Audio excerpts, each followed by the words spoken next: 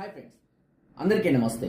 ఈరోజు మనం చాలా మంది కూడా గోరెంటాకు అంటే దీన్ని కొంతమంది మైదాకు అని కూడా పిలుస్తూ ఉంటారు. సహజంగా చేతులు ఎర్రబడడం కోసం వీటిని ఉపయోగిస్తూ ఉంటారు. ఇది శరీరానికి చలవేస్తుందని కూడా చాలా మంది కూడా తెలుసు. అంతేకాకుండా దీనిలో అంటే ఈ గోరెంటాకు ముద్దలో కొద్దిగంత పసుపు కలుపుకొని కాలిన పుండ్లకు కానివ్వండి, లేదా చీము కారుతున్న పుండ్లకు కానివ్వండి, లేదా చుండ్రు లాంటి సమస్యలకు కూడా దీన్ని ఉపయోగించుకోవచ్చు.